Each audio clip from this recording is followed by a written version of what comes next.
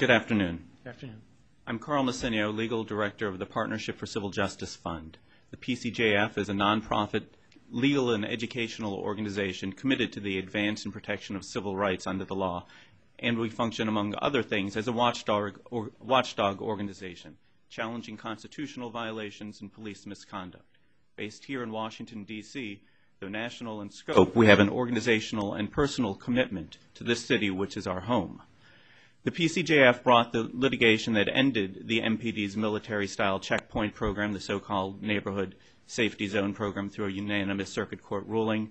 We've advanced First Amendment litigation to protect the rights of thousands of protesters and also have an active Freedom of Information and Government Transparency program. When the Charlie Sheen escort first came to light on April 22, 2011, we filed a FOIA request with the MPD seeking production of policy materials and orders pertaining to escort services. The specifics of the Sheen episode, including emails discussing or determining whether or not to allow the Sheen escort to occur, as well as copies of the recorded police channel communications for that escort. The MPD's evasive responses have gone every which way but straight.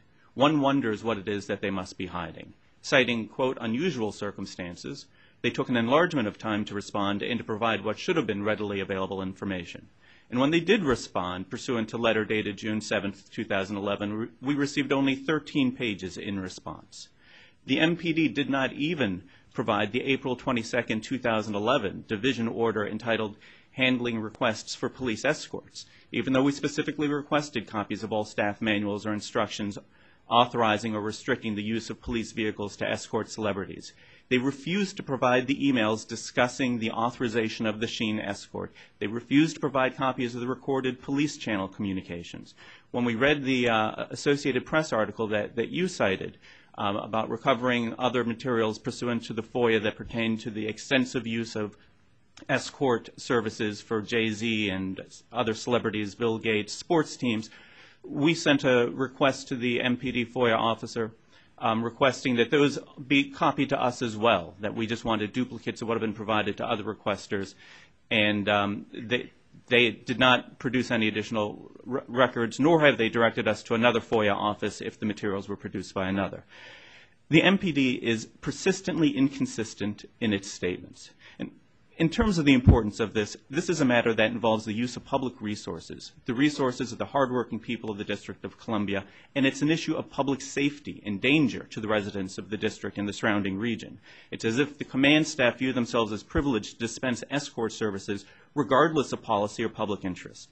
Perhaps the command staff wants to be a part of the celebrity entourage or to have the photo snapped with celebrity when the opportunity arises. And in that regard, this is a form of petty corruption and patronage for the privileged. The D.C. police are not to serve as a private limousine service for the rich and famous. And it appears that this may have long been a matter of routine within the Special Operations Division, which the current chief, Kathy Lanier, used to head. And the problem is that this comes at substantial risk to the public interest. The Sheen escort was a high-speed escort outside of jurisdictional limits. I'm reminded of the June 9, 2004 testimony of Assistant Chief of Police Winston Robinson before this very committee, in which the MPD testified passionately against the expansion of authority to engage in high-speed vehicular pursuits. Were more high-speed vehicular pursuits permitted, there'd be more high-speed accidents, and according to Assistant Chief Winston, quote, the victims will be innocent motorists, passengers, pedestrians, bicyclists, and children. Sometimes the victims will be police officers. The same risk is present here.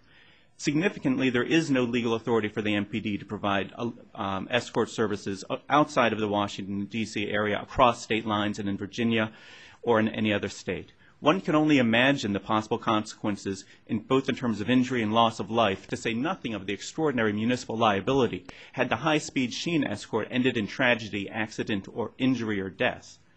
I'd like to focus on the hastily crafted division order regarding escorts dated April 22, 2011, after the Sheen escort. The new order does not ban police escorts. It expressly permits them with virtually no policy limitations on when escorts for non-dignitaries, celebrities, and the elite can be handed out. There's virtually limitless, discretionless criteria.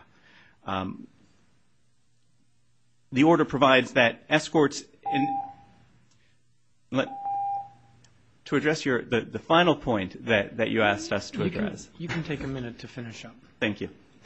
The order allows non-dignitary escorts to be provided based on several criteria, unstated.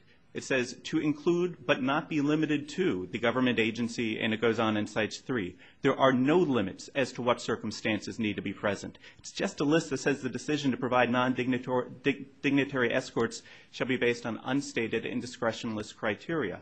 And later on it says that on a case-by-case basis, escorts outside of the purview of that order may be permitted, which is to say that while that order generally requires sirens off, lights off, that under unstated circumstances, they can choose to proceed in emergency mode with lights, sirens, and in disregard of stated traffic rules.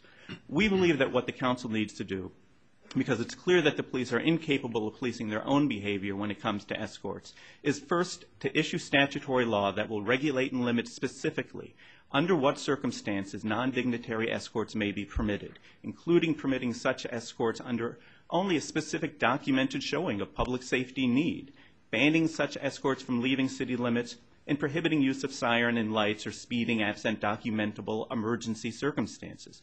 And reporting requirements should mandate that all circumstances justifying provision of a non-dignitary escort be specifically recorded in writing on a standard form with the highest authority approving such escort personally signing off on it, and that the officers providing the escort certify whether lights and sirens were used, whether the speed limit was exceeded, and whether units crossed into D.C. outside of D.C.'s jurisdiction.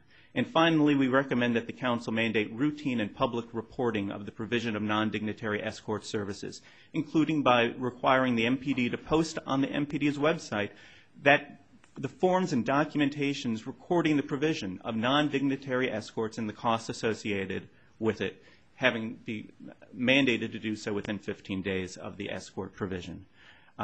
We very much appreciate your time today, the committee's oversight on this important issue, and thank you very much for allowing me the additional time and for receiving our testimony.